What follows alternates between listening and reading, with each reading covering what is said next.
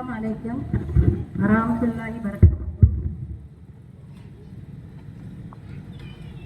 ஜைனப் ரலியல்லாஹு அன்ஹா இஸ்லாமிய பெண்கள் கல்வி நிறுவன துவக்க நிகழ்ச்சியை தலைமை தாங்கிக் கொண்டிருக்கும் தலைவர்களுக்கும் இந்நிகழ்ச்சிக்கு முன்னிலை வகித்துக் கொண்டிருக்கும் அதனுடைய உறுப்பினர்கள் மற்றும் ஆசிரியர்களுக்கும் இறைவனுடைய சாந்தியும் சமாதானமும் என்றென்றும் நின்று நிறுவட்டுமாக. மேலும் இந்த சபையிலே இருக்கும் ஆண்டோர்களுக்கும் சான்றோர்களுக்கும் இறைவனுடைய சாந்தியும் சமாதானமும் என்றென்றும் நின்று நிலவட்டுமாக. அன்பிற்கினிய சகோதரிகளே, நம்முடைய இறை தூதர் முகமது நபி ஸல்லல்லாஹு அலைஹி வஸல்லம் அவர்கள் கூறுகிறார்கள், தலபுல் ஹில்பி ஃபரீலத்துன் அலா குல்லி முஸ்லிமீன். அதாவது கல்வியை தேடக்கூடிய கல்வி என்பது ஒவ்வொரு முஸ்லிம்களும் கட்டாயமாக தேடிக்கொள்ளக்கூடியதாகும். எப்படி ஐந்து வேளை தொழுகை நமக்கு கட்டாய கடமையாக கூறப்பட்டிருக்கின்றதோ அதே போல்தான் கல்வியையும் இறைவன் நமக்கு கட்டாயமாக கூறப்பட்டிருக்கிறான். மேலும் திருக்குர்ஆனில் வந்த முதல் 5 வசனங்கள்ல இறைவன் சொல்லக்கூடிய வசனம் என்னன்னு பார்த்தீங்கன்னா இக்ரா அப்படின்னா ஓதுவீராக, படியுங்கள். மேலும் களம் என்ற ஒரு வார்த்தை பேனாவை குறிக்கிறது. அந்த வார்த்தை ஒரு தடவையும் இல்மு என்கின்ற வார்த்தை மீண்டும் மீண்டும் திருக்குர்ஆனில் வருகிறது. ஆக இறைவன் குர்ஆனுடைய முதல் தொடக்கத்திலேயே கல்வியை அறிமுகப்படுத்துகிறான். மேலும் இம்மைக்கும் மறுமைக்கும் அருமருந்தாக இருக்கக்கூடிய குர்ஆன் மெய்ஞானமும் விஞ்ஞானமும் மிகச்சிறப்பாக அதில் இருக்கின்றது. அறிவியல் வல்லுநர்களே வியக்கும்படியாக அல் குர்ஆனில் நிறைய அறிவியல் விஷயங்கள் அறிவுறுத்தப்பட்டிருக்கின்றது. 1400 வருஷங்களுக்கு முன்பாகவே பார்த்தீங்கன்னா இறைவன் சொல்லக்கூடிய விஷயங்கள் என்னன்னா, இன்றைக்கு நம்மிடையே நடக்கக்கூடிய அறிவியல் வல்லுநர்கள் கண்டுபிடிக்கக்கூடிய விஷயங்கள் அனைத்துமே 1400 வருடங்களுக்கு முன்பே இறைவன் திருக்குர்ஆன்ல சொல்லியிருக்கிறான். என்னன்னு பார்த்தீங்கன்னா, உதாரணத்துக்கு இரும்பை எடுத்துக்கலாம். இரும்பு அப்படின்னா என்ன? நம்ம எல்லாம் என்ன நினைச்சிட்டு இருக்கிறோம்? இரும்பு இந்த பூமியில் இருக்கக்கூடிய ஒரு உலோகம் அப்படின்னு நினைச்சிட்டு இருக்கிறோம். ஆனா பல்லாயிரம் வருடங்களுக்கு முன்பாகவே வானத்திலிருந்து வெடித்து சிதறப்பட்ட ஒரு விண்கல் தான் அந்த இரும்பு. அப்ப இறைவன் என்ன சொல்றான்? 57:25 அத்தியாயத்தில் என்ன சொல்றான் அப்படின்னு பார்த்தீங்கன்னா, இரும்பை இந்த உலக மக்களுடைய பயனுக்காக நாங்கள் தான் வானிலிருந்து பூமிக்கு அனுப்பினோம் அப்படின்னு சொல்றான். இப்படி குர்ஆன்ல இருக்கக்கூடிய வசனங்கள் அனைத்துமே இக்காலத்துக்கும் எக்காலத்துக்கும் உதவக்கூடியதாக இருக்கிறது. அப்புறம் பார்த்தீங்கன்னா, உலக கல்வியா மார்க்க கல்வியா அப்படின்னு சில கேள்விகள் நம்மிடையே இருக்குது. அதாவது உலக கல்வி சிறந்ததா, மார்க்க கல்வி சிறந்ததா? உலக கல்வியை கற்றுக்க வேண்டாம்னு யாருமே இங்கே சொல்லலை. உலக கல்வி எப்படி இருக்கணும்? நமக்கு பயனுள்ளதாக இருக்க வேண்டும். இப்போ நம்ம குர்ஆனை ஓதுறோம், அது அரபியில் இருக்குது. நிறைய அதை நம்ம ஓதுவோம். அதனுடைய அர்த்தங்களை நம்ம எப்படி புரிஞ்சுக்கிறோம்? தமிழில் படிச்சு தான் புரிஞ்சுக்கிறோம். அப்போ தமிழுடைய பேசிக் என்னன்னு பார்த்தீங்கன்னா ஆனா ஆவண்ணா, அது உலக கல்வி. அப்போ அந்த உலக கல்வியை கற்றுக்கிட்டா மட்டும்தான் நம்மளால அந்த அரபியில் வரக்கூடிய வசனங்களை நம்மளால புரிஞ்சுக்க முடியும். அப்போ உலக கல்வி கண்டிப்பாக தேவைதான். இப்போ பார்த்தீங்கன்னா எத்தனையோ பெண்களும் உலக கல்வியை கற்றுக்கிட்டு ஆகணும் அப்படிங்கிற கட்டாயத்தில் இருக்கிறாங்க. பிஜி, யூஜி, டிகிரி அப்படின்னு போயிட்டே இருக்கிறாங்க. அப்போ இந்த உலக கல்வி எல்லாம் நம்மளை எங்கே கொண்டு போய் சேர்க்குது? பொருளாதாரத்தை நோக்கி நம்ம போகிறோம். இந்த உலக கல்வியை கற்றுக்கிட்டு அதை நோக்கி தான் நம்ம போகிறோம். ஆனால் மார்க்க கல்விங்கிறது எப்படி நம்மளை சீர்திருத்துது இல்லையா? செம்மைப்படுத்துது. கண்ணியம், கட்டுப்பாடு, எப்படி இந்த உலகத்தில் நம்ம எப்படி வாழணுங்கிறதுக்கு ஒரு நல்ல உதவியாக இருக்கக்கூடியது மார்க்க கல்வி தான். அந்த மார்க்க கல்வியை கற்றுக்கக்கூடிய பெண்கள் ஒருபோதும் தன்னுடைய பாதை மாதிரி செல்ல மாட்டாங்க. அப்போ நம்ம பாதையை சீர்திருத்தி கொண்டு செல்லக்கூடிய ஒரு கல்வியாக எந்த கல்வி இருக்குது? மார்க்க கல்வி தான் இருக்குது. இன்னும் பார்த்தீங்கன்னா ரசூல் ஸல்லல்லாஹு அலைஹி வஸல்லம் சொல்றாங்க, தான தர்மங்களிலே சிறந்தது எதுன்னு பார்த்தீங்கன்னா தானும் கல்வியை கற்று அந்த கல்வியை பிறருக்கும் கற்றுக் கொடுப்பவர்கள் தான் தான தர்மங்கள் செய்தவர்கள் சிறந்தவர்களாக இருக்கின்றார்கள் அப்படின்னு ரசூல் ஸல்லல்லாஹு அலைஹி வஸல்லம் சொல்கிறார்கள். எவர் ஒருவர் கல்வியை தேடி பாதையில் செல்கிறாரோ அவருக்கு இறைவன் என்ன செய்யறான்? சொர்க்கத்தின் பாதையை மிக எளிதாக ஆக்கி தர்றான். அப்போ இப்போ கல்வி என்பது ஆண்களுக்கும் பெண்களுக்கும் ஃபர்ஸ்ட் நம்ம பார்த்துட்டோம். ரசூல் ஸல்லல்லாஹு அலைஹி வஸல்லம் என்ன சொல்றாங்க? ஈமான் கொண்ட ஒவ்வொரு முஸ்லிம்களுக்குமே கல்வி என்பது கட்டாயமாக்கப்பட்டிருக்குதுன்னு சொல்றாங்க. அப்போ அந்த விசுவாசிகள் முஸ்லிம்கள் அப்படி வரும்போது ஆண்கள் பெண்கள் அதில் அடக்கம். பெண்களுக்கும் இப்போ பார்த்தீங்கன்னா இந்த காலகட்டத்தில் இஸ்லாமியர்கள் பெண்களை ஒதுக்கி வச்சிருக்கிறாங்க, அவங்களுக்கு எந்த சுதந்திரமும் இல்லை, பெண்களை வந்து வெளியே விடுறதில்லை, அவங்களுக்கு கல்வி அறிவு கிடைக்கிறதில்ல அப்படிங்கிற ஒரு தவறான ஒரு பொய் பிரச்சாரம் வந்து மாற்று மதத்தவர்களுக்கு இடையில இருக்குது. அப்படியெல்லாம் கிடையாது. உண்மையிலேயே பெண்களுக்கு வந்து சம உரிமை கொடுத்தது இஸ்லாம் தான். அது மார்க்கங்களை கற்றறிஞ்ச நமக்கு எல்லாத்துக்குமே தெரியும். அப்போ கல்வியில மிக கல்வி களஞ்சியமாக திறந்தவங்க யாருன்னு பார்த்தீங்கன்னா அன்னை ஆயிஷா ரலியல்லாஹு அன்ஹு, மதர் ஆஃப் பிலீவர் அப்படின்னு சொல்றாங்க.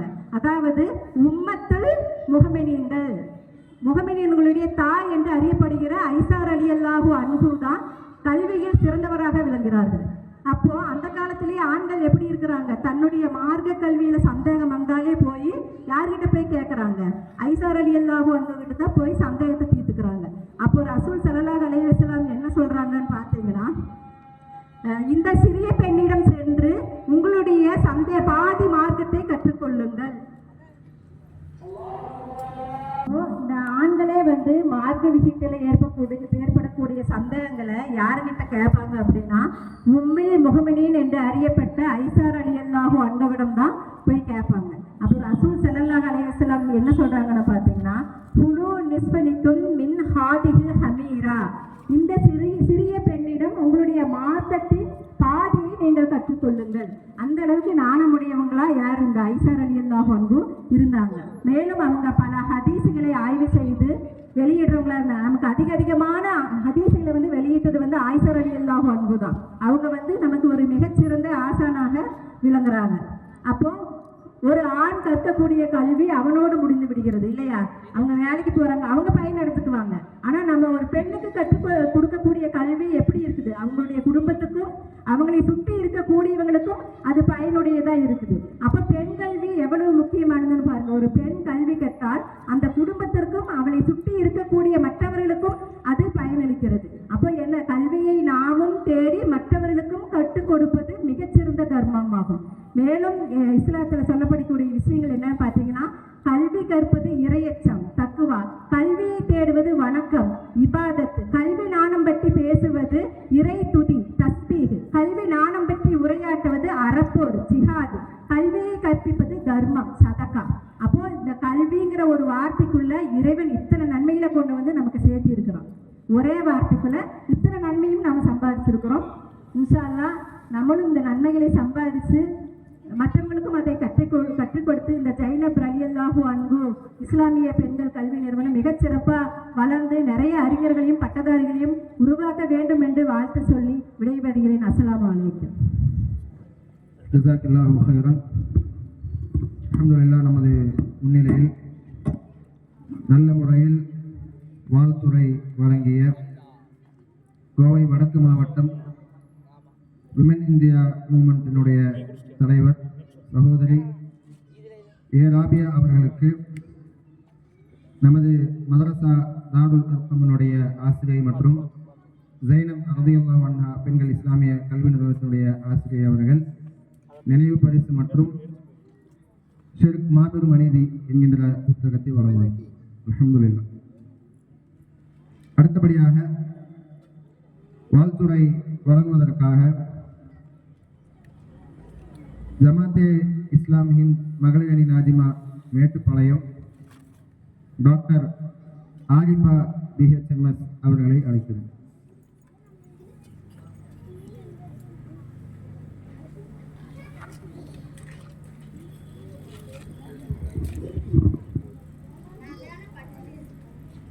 பிஸ்மில்லாஹிர்ரஹ்மானிர்ரஹீம். இங்கு கூடியிருக்கக்கூடிய ஒவ்வொரு சகோதரர்களுக்கும் சகோதரிகளுக்கும் ஜமாத்தினுடைய ஒவ்வொரு நிர்வாகிகளுக்கும் என்னுடைய சலாத்தை தெரிவித்துக் கொண்டு அஸ்ஸலாமு அலைக்கும் வரஹ்மத்துல்லாஹி தஆலா வ பரகாத்துஹு. என்னுடைய இந்த ஒரு சிறிய ஒரு வாழ்த்துறைக்குள்ளார நான் நுழைகிறேன். அல்ஹம்துலில்லாஹ், நம்மளுடைய ஒரு மேட்டுப்பாளையத்தில் ஜைனப் ரலியல்லாஹு அன்ஹா கல்வி நிறுவனம் இல்லைங்களா? நிறுவனம் சொன்னால் அதனுடைய அர்த்தம் எல்லாத்துக்கும் தெரியும்னு நினைக்கிறேன். அப்படிங்கிறப்போ ஒரு சாதாரண ஒரு டியூஷன் சென்டராக ஒரு சாதாரண மதரசாவாக இருந்தது, இப்போ வளர்ந்து நின்றுருக்குது. அல்ஹம்துலில்லாஹ், அதற்கு என்னுடைய வாழ்த்துக்கள். அல்லாஹு இந்த கல்வி நிறுவனத்தை இன்னும் மேல்மேலும் சென்றடைவதற்காக நான் அல்லாஹ்விடம் பிரார்த்தனையும் செய்கிறேன். ஒரு 2 விஷயத்தை மட்டும், ஒரு 2 சம்பவம், வரலாற்று சம்பவம், அது மட்டும் உங்ககிட்ட ஷேர் பண்ணலாம்னு நினைக்கிறேன் இன்ஷா அல்லாஹ். முதல் பல்கலைக்கழகம் எதுன்னு தெரியுமா யாருக்காவது? உலகத்திலேயே முதலாக உருவாக்கப்பட்ட பல்கலைக்கழகம் அல் கராவீன் பல்கலைக்கழகம். சரிங்களா? அது துனிசியால இருக்கு. அந்த பல்கலைக்கழகம் பார்த்துட்டோம்னு சொன்னா இப்போ வரைக்கும் ரன் ஆயிட்டு இருக்குது. 859வது வருடத்துல அந்த பல்கலைக்கழகம் துவங்கப்பட்டது.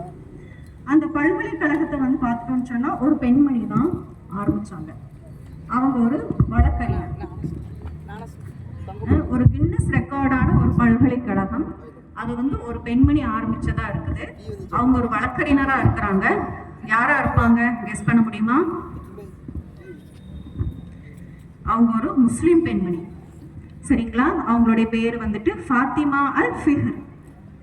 அவங்களுடைய சொத்து, அந்த சொத்தை வந்து அவங்க என்ன பண்ணாங்கன்னு சொன்னா, நகையாகவோ உடையாகவோ வீடாகவோ வாங்கி சேர்த்துக்கல, பல்கலைக்கழகமாக கட்டினாங்க. அந்த பல்கலைக்கழகத்திலிருந்து தான் இப்போ நம்ம சர்டிபிகேட் வாங்குறோம் இல்லைங்களா, டிகிரி பட்டப்படிப்புக்கு உண்டான அந்த சர்டிபிகேட்ஸ் எல்லாம் நமக்கு கிடைக்குது இல்லைங்களா, அது எல்லாமே எங்கிருந்து தொடங்குச்சுன்னு சொன்னா அங்க இருந்து தான் ஆரம்பமானது. இப்ப வரைக்கும் அந்த பல்கலைக்கழகம் இருக்குது, ரன் ஆயிட்டு இருக்குது, அங்கேயும் படிச்சுட்டு இருக்கிறாங்க, பட்டதாரிகள் வெளிவந்துட்டு இருக்கிறாங்க. அப்போ இதுக்கு முன்னாடி பேசினவங்க எல்லாம் சொன்னாங்க, ஒரு கல்வியை கற்றுக் கொடுப்பதற்குண்டான கூலி அல்லாஹ் என்ன தர்றான்னு சொல்லிட்டு. அப்போ 859 ஆரம்பமாக்கப்பட்ட அந்த பல்கலைக்கழகத்தினுடைய அந்த பெண்மணிக்கு அல்லாஹ் எந்த மாதிரியான கூலியை வச்சிருப்பாங்க? இன்ஷா அல்லாஹ் அவங்களுக்கு உண்டான கூலியை முழுமையாக வழங்குவானாக. அப்போ இதுல நான் என்ன சொல்ல வரேன்னா, ஒரு இன்ஸ்டிடியூட் அப்படின்னு சொல்லி தொடங்குறோம்னு சொன்னா அது போய் ரீச் ஆகணும் இல்லைங்களா? சாதாரணமா ஒரு இடத்துல நிக்காம அது ரீச் ஆகணும். வேர்ல்டு ரெக்கார்ட் ஆயிருக்குன்னு சொன்னா அப்ப அதுக்கு பின்னாடி எத்தனை உழைப்புகள் இருக்கும், எத்தனை படித்தரங்கள் இருக்கும். அப்படிங்கிறப்போ எங்க இவங்க ஒரு இன்ஸ்டிடியூட் ஸ்டார்ட் பண்றாங்கன்னு சொல்லும் போது கண்டிப்பா இதுக்கு பின்னாடி நிறைய பேர்த்தோட உழைப்பு இருக்கும் இல்லைங்களா? கஷ்டப்பட்டிருப்பாங்க, நிறைய விஷயத்துல போய் பார்த்து மீட் பண்ணி எல்லாம் பண்றதுக்கு கஷ்டப்பட்டிருப்பாங்க. அப்படிங்கிறப்போ நம்மளுடைய ஒரு சின்ன பங்களிப்பு என்னன்னு சொன்னா இவங்களுக்கு சப்போர்ட் பண்றதுதான். அதாவது இஸ்லாமிய அறிவை தேடி செல்றோம் நாடுனவங்க, விருப்பப்படக்கூடியவங்க வந்துட்டு இந்த மாதிரியான இன்ஸ்டிடியூட்ல வந்துட்டு சேர்ந்து படிக்க வைக்கிறது. அதே மாதிரி நம்மளால முடிந்த உதவிகள் வந்துட்டு இந்த இன்ஸ்டிடியூட்டை வந்துட்டு இன்னும் ஊக்குவிக்கிறதுக்கு உண்டான வேலைகளை வந்துட்டு நம்ம ஈடுபடணும் இன்ஷா அல்லாஹ். அடுத்ததாக பார்த்துட்டோம்னு சொன்னா, இது வந்து ஒரு பல்கலைக்கழகத்திற்காக வேண்டியான ஒரு சின்ன ஒரு உதாரணத்தை நான் சொன்னேன்.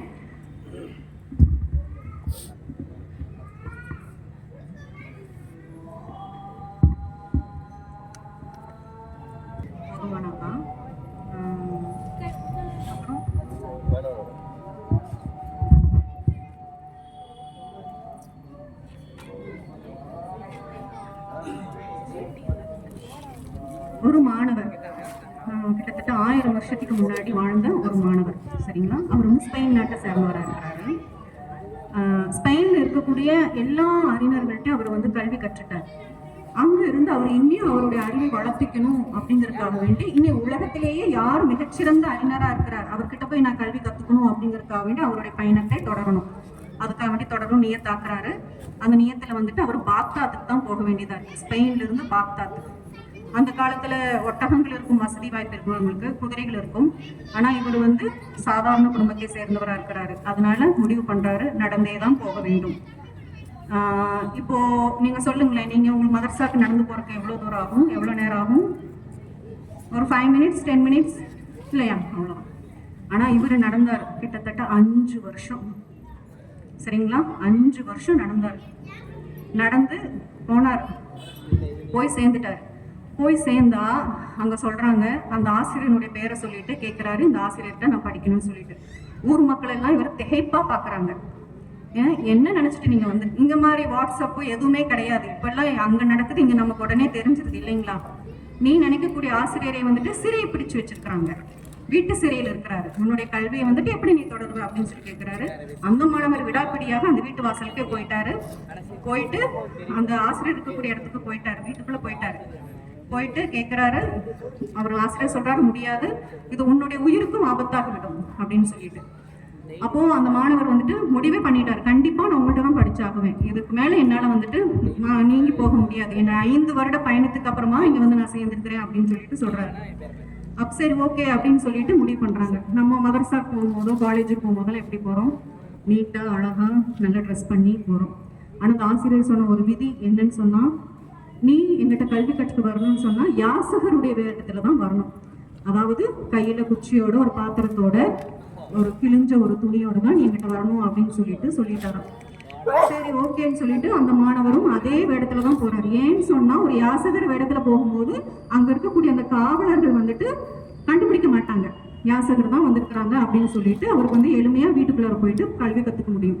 நம்ம சாதாரணமாக ஒரு காலேஜ் இன்ஸ்டியூட் சொன்னா எப்படியும் 5 hours படிக்கிறோம் இல்லைங்களா உள்ள போயிட்டு. ஆனா இந்த மாணவர் படித்த நேரம் லுஹர் தொழுகைக்கு அப்புறமா உள்ள போனாருன்னு சொன்னா கரெக்டா 5 minutes தான் படிப்பார். அந்த 5 minutesல 5லிருந்து 6 ஹதீஸ் அந்த ஆசிரியர் சொல்லி கொடுப்பாரு. சொல்லி கொடுத்த உடனே திருப்பி கேட்பாரு. திருப்பி கேட்ட உடனே அவர் அந்த அறிவிப்பாளர்கள் இருக்கு இல்லைங்களா, இப்ப நம்ம 1-2 அறிவிப்பாளர்கள் சொல்றோம், அதுக்கு முன்னாடி எத்தனை பேருன்னு சொல்லிட்டு அந்த லிஸ்ட் சொல்லணும், வித் ஹதீஸோட சொல்லணும். அப்படிதான் படிச்சார் அவர். உலகத்திலேயே சிறந்த மாணவராக அந்த அறிஞரால சொல்லப்பட்டவர் அந்த மாணவர். சரிங்களா? அப்போ இது வந்து பார்த்துட்டோம்னு சொன்னா இது இந்த வருட கால படிப்புன்னு பார்த்துட்டோம்னா 2.5 வருட காலங்கள் ஒரு பிச்சைக்காரனுடைய வேடத்துல தான் அந்த மாணவர்கள் படிச்சாராம். சரிங்களா? அப்போ இன்னைக்கு மாணவர்களாக நம்ம இருக்கிறோம். நம்ம ஒரு காலேஜுக்கு போறோம், ஸ்கூலுக்கு போறோம், என்னெல்லாம் கேட்கிறோம் வீட்டுல யோசனை பண்ணி பாருங்களேன். இல்லைங்களா? ஒரு அட்மிஷன் வாங்குறதுக்குள்ளார நமக்கு என்னமெல்லாம் நம்ம வீட்டுல கேட்டுட்டு இருக்கிறோம் படிக்கணும் அப்படிங்கறதுக்காக வேண்டி. நம்மளுடைய சூழ்நிலை என்ன அப்படிங்கறது உணர்ந்து படிக்கணும். இன்னொரு விஷயம், படிப்புக்கு நேரம் காலம் கிடையாது. அதே மாதிரி 1 மணி நேரம் 2 மணி நேரம் இருந்து படித்தானா படிக்க முடியும் அப்படிங்கிறதும் கிடையாது. உங்களுடைய மன ஓர்மையை வச்சு நீங்க படிச்சீங்கன்னு சொன்னா கண்டிப்பாக சிறந்த முறையில படிக்க முடியும் அப்படிங்கிறதுக்கு உண்டான ஒரு வழிகாட்டியா இருக்கிறாரு. சரி ஓகே, அடுத்தது இந்த ஆசிரியரை பத்தி நான் சொல்லணும். இந்த ஆசிரியர் வீட்டு சிறையில் இருக்கிறார். அதுக்கு காரணம் என்னன்னு சொன்னா, அப்ப இருந்து கலீஃபா முஃப்தசில் அப்படிங்கிறவர் வந்துட்டு என்ன பண்ணாருன்னு சொன்னா, குர்ஆன் படைக்கப்பட்டதா இறக்கியறப்பட்டதா அப்படிங்கிறதுக்கு உண்டான தர்க்கம். அந்த தர்க்கத்துல சொல்லுங்க கரெக்டா யாராவது, குர்ஆன் படைக்கப்பட்டதா இல்ல இறக்கப்பட்டதா?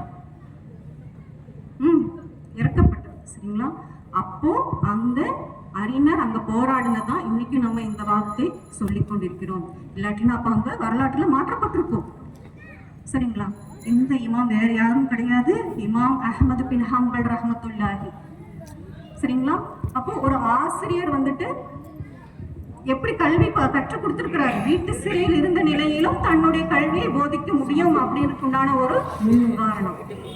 இன்ஷா அல்லாஹ் இங்கு வரக்கூடிய ஒவ்வொரு ஆசிரியர்களும் அந்த மாதிரி நம்ம திகழணும். மாணவிகளும் சரி மாணவர்களும் சரி எல்லாருமே வந்துட்டு கல்வி அப்படிங்கிற மாதிரிலாம் இருந்தது. இப்ப நமக்கு ரொம்ப இலகுவா இருக்கு. நமக்கு நினைச்சா படிக்கலாம், வேண்டாட்டினா வைக்கலாம் அப்படிங்கிற மாதிரி இருக்கு. அதே மாதிரி சொல்லுவாங்க, ஒவ்வொரு தாயின் மடியில தான் குழந்தையினுடைய முதல் பள்ளிக்கூடம்னு சொல்லுவாங்க இல்லையா?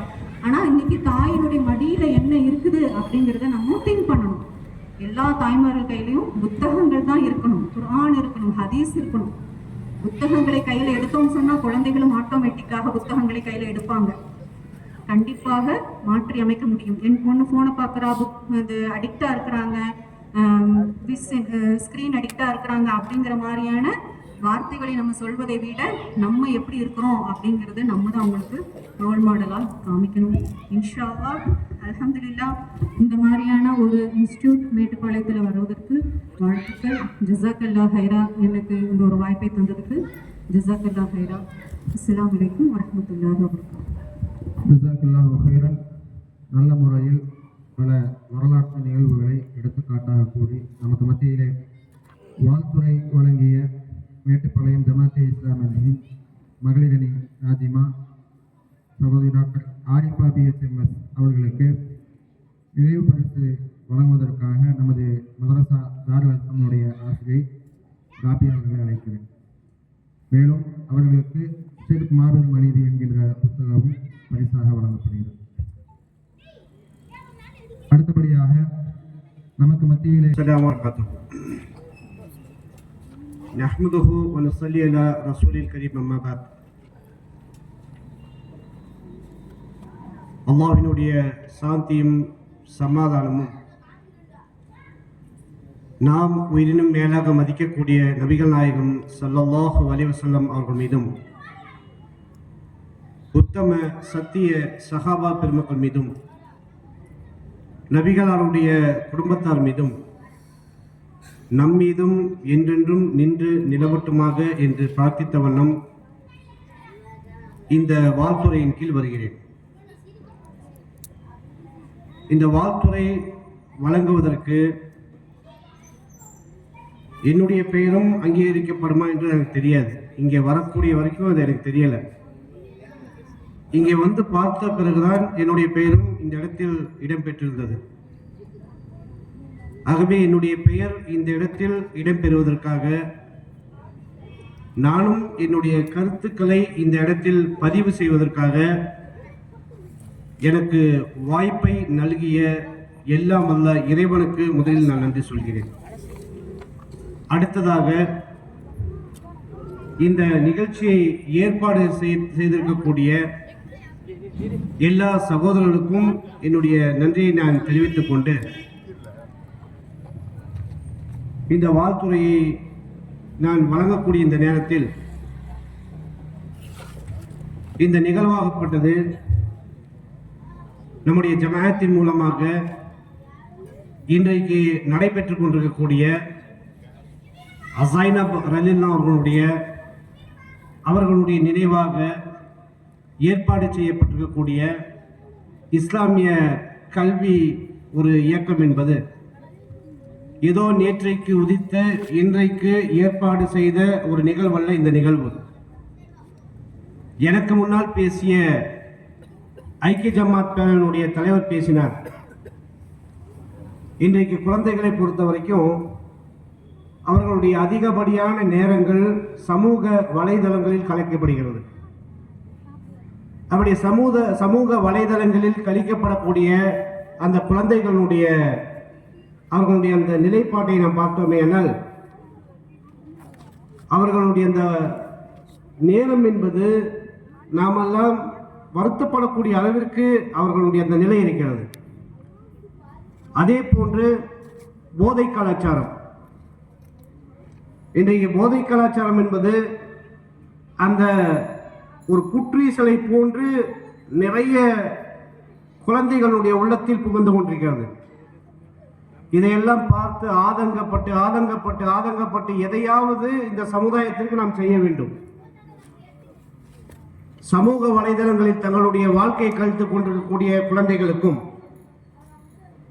போதை அந்த ஒரு அரக்கனால் அடிமைப்பட்டுக் கொண்டிருக்கக்கூடிய அந்த குழந்தைகளுக்கும் அவர்களுடைய வாழ்க்கை மேம்பட, அவர்கள் இந்த தவறான ஒரு கொள்கையிலிருந்து வெளியே வர நம்மால் ஏதாவது செய்ய முடியுமா என்று யோசித்த வண்ணமே இந்த பகுதியை சார்ந்த நம்முடைய ஜமாத்தை சார்ந்த சகோதரர்கள் திட்டமிட்டுக் கொண்டே இருந்தார்கள். நிறைய நேரம் நினைத்துக் கொண்டே இருந்தார்கள் என்ன செய்வது. இவர்களுடைய இந்த நினைப்பு, இவர்களுடைய வருத்தம், இவர்களுடைய எண்ண ஓட்டம் ஒரு நாள் அல்ல, 2 நாள் அல்ல, பல வருடங்கள், இப்படி பல வருடங்களாக யோசித்ததனுடைய விளைவுதான் இன்றைக்கு இந்த இடத்தில் ஜைனப் ரலியல்லாஹு அன்ஹு என்கின்ற அந்த ஒரு கல்வி ஸ்தாபனமாக விதையிடப்பட்டுக் கொண்டிருக்கிறது. எப்படி இந்த மக்களை வார்த்தெடுக்க முடியும்? நபிகள் நாயகம் ஸல்லல்லாஹு அலைஹி வஸல்லம் சொல்லி காட்டுகிறார்கள், கல்வி என்பது ஒவ்வொரு முஸ்லிம்கள் மீதும் கட்டாய கடமை என்று சொல்லி காட்டுகிறார்கள். அந்த கட்டாய கடமையாகிய அந்த பயனுள்ள கல்வியை ஒவ்வொருவருக்கும் கொடுப்பதன் மூலமாகத்தான் இவர்கள் தவறான பாதையை விட்டு வெளியே வரக்கூடும் என்ற ஒரு விடை இந்த இடத்தில் நமக்கு கிடைக்கிறது. அதனுடைய ஊடாகத்தான் இன்றைக்கு இந்த நிகழ்வு. இந்த பயனுள்ள கல்வி எப்படி இருக்கும்? நபிகள் நாயகம் ஸல்லல்லாஹு அலைஹி வஸல்லம் சொல்லி காட்டுகிறார்கள், ஒரு மனிதர் கல்வியை தேடி பயணம் மேற்கொண்டால் அவர்கள் பயணம் மேற்கொள்ளக்கூடிய அந்த ஒரு நிகழ்வாகப்பட்டது சொர்க்கத்தினுடைய கதவுகள் திறந்து விடப்படும் என்று நபிகள் நாயகம் ஸல்லல்லாஹு அலைஹி வஸல்லம் சொல்றாங்க. சொர்க்கத்தினுடைய கதவுகள் திறந்து விடப்படுவதோடு மட்டுமன்றி யாரெல்லாம் கல்விக்காக தங்களுடைய முயற்சியை மேற்கொள்கிறார்களோ அவர்களுக்கு மலக்குமார்களுடைய ரக்கையாகப்பட்டது அவர்கள் மீது இறக்கப்படும் என்று நபிகள் நாயகம் ஸல்லல்லாஹு அலைஹி வஸல்லம் சொல்லி காட்டுகிறார்கள். ஒரு முறை நபிகள் நாயகம் சொல்றாங்க, அதிகமாக நேரம் எடுத்துக்கல, ஒரே ஒரு சம்பவத்தை சொல்லி முடிச்சுக்கிறேன். ஒரு முறை நபிகள் நாயகம் ஸல்லல்லாஹு அலைஹி வஸல்லம் அவர்கள் மஸ்ஜிதிலே ஒரு சிகப்பு போர்வையின் மீது அமர்ந்து கொண்டிருக்கிறார்கள். அப்போது ஒரு சஹாபி வருகிறார். யா ரசூலல்லாஹ், நான் கல்வி கற்க வந்திருக்கிறேன். நபிகள் நாயகம் ஸல்லல்லாஹு அலைஹி வஸல்லம் சொன்னார்கள், யாரெல்லாம் கல்வி கற்க வந்திருக்கிறார்களோ அவர்களுக்கு என்னுடைய வாழ்த்துக்கள். அவர்கள் மீது மலக்குமார்களுடைய இறக்கை அவர்கள் மீது விரிக்கப்படும். எந்த அளவிற்கு என்றால், மலக்குமார்களுடைய ஒவ்வொரு இறக்கையாக விரிக்கப்பட்டு வானம் முதல் அந்த இறக்கை விரிக்கப்படும் என்று நபிகள் நாயகம் ஸல்லல்லாஹு அலைஹி வஸல்லம் அவர்கள் சொல்லியிருக்கிறார்கள். அந்த அடிப்படையில் கல்வியினுடைய அவசியத்தை, அதனுடைய மகத்துவத்தை, அதனுடைய பயன்பாட்டை அல்லாஹ் ஜல்ல ஷானஹு வ தஆலாவும் அல்லாஹ்வினுடைய தூதரும் அதிகமான இடங்களில் நமக்கு நினைவுறுத்தியதனுடைய மூலமாகத்தான் இன்றைக்கு இந்த நிகழ்வை மிகப்பெரிய ஒரு முஸ்லிம்களுக்கு மத்தியில், மிகப்பெரிய ஒரு வேலைகளுக்கு மத்தியில் இந்த நிகழ்வை இன்றைக்கு நம்முடைய ஜம்மியத் அஹ்லுல் குர்ஆன் வல் ஹதீஸினுடைய ஜமாத்தினுடைய நிர்வாகிகள், அதோடு மட்டுமல்லாமல் அவர்களோடு இணைந்து தங்களுடைய அந்த ஆலோசனைகளும் வழங்கக்கூடிய நிறைய பெண்மணிகள், இவர்களெல்லாம் ஒன்றிணைந்து இந்த ஒரு ஸ்தாபனம் இந்த இடத்தில் நிகழ்ந்து கொண்டிருக்கிறது. இந்த ஸ்தாபனம் இந்த இடத்தில் ஆரம்பிக்கப்பட்டு கொண்டிருக்கிறது. இந்த நேரத்தில் குழந்தைகளுடைய வாழ்க்கை சிறம்பட விளங்குவதற்காக, குழந்தைகள் நேரான வழியில் செல்வதற்காக எல்லோரும் இந்த கல்வி ஸ்தாபனத்தில் இணைந்து உங்களுடைய அந்த கல்வி அறிவை மேன்மேலும் பெருக்கிக் கொள்ள வேண்டும். இந்த நிகழ்வை போன்று, இந்த ஸ்தாபனத்தை போன்று இன்னும் பல ஸ்தாபனங்கள் இந்த மேட்டுப்பாளையத்தில் ஆரம்பிக்க வேண்டும். அதற்குண்டான தாகத்தை அல்லாஹ் ஜல்ல ஷானஹு வ தஆலா வழங்க வேண்டும் என்று கூறிக்கொண்டு நான் என்னுடைய இந்த வார்த்தையை முடிவு செய்கிறேன். வாஹிரு தாவானா அல்ஹம்துலில்லாஹி ரப்பில் ஆலமீன். அஸ்ஸலாமு அலைக்கும் வரஹ்மத்துல்லாஹி வ பரகாத்துஹு. ஜஸாக்கல்லாஹு கைரன். அல்ஹம்துலில்லாஹ், நமது முன்னிலையில் நல்ல முறையில் வாழ்த்துரை வழங்கிய ஜம்மியத்து அஹ்லுல் குர்ஆன் வல் ஹதீஸ் நீலகிரி மாவட்டத்தின் அவர்கள் முகமது அய்யூப் அவர்கள் அதை வழங்குவார்கள். அல்லாஹ் அக்பர். அல்ஹம்துலில்லாஹ்.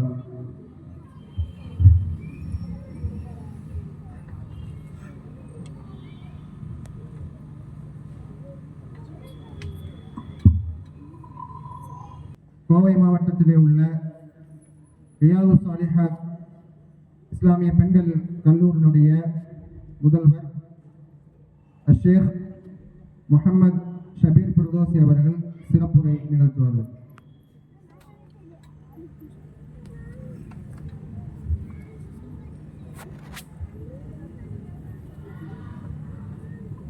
السلام عليكم ورحمة الله وبركاته. الحمد لله الذي هدانا لهذا وما كنا لنهتدي لولا أن هدانا الله. صلوات الله وسلامه على نبينا محمد بن عبد الله وعلى آله وصحبه والناس أجمعين ومن تبعهم بإحسان إلى يوم الدين. أما بعد، فأعوذ بالله من الشيطان الرجيم. بسم الله الرحمن الرحيم. يا أيها الذين آمنوا اتقوا الله حق تقاته ولا تموتن إلا وأنتم مسلمون. அன்பிற்கினிய அல்லாஹ்வின் நல்லடியார்களே, சகோதர சகோதரிகளே, ஜம்மியத்து அஹ்லுல் குர்ஆன் வல் ஹதீஸ் அமைப்பின் மாநில மாவட்ட கிளை நிர்வாகிகளே, மேலும் வாழ்த்துரை வழங்குவதற்காக வருகை தந்து சிறப்பான முறையில் வாழ்த்துரை வழங்கிய சிறப்பு விருந்தினர்களே, இந்த நிகழ்ச்சியில் கலந்து கொண்டிருக்கக்கூடிய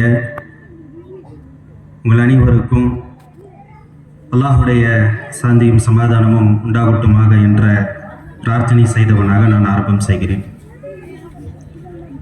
அல்லாஹுடைய மாபெரும் கிருபையினால் நம்முடைய பகுதியில் ஜைனப் ரலியல்லாஹு அன்ஹா மகளிர் இஸ்லாமிய நிறுவனம், மஹத் ஜைனப் ரலியல்லாஹு அன்ஹா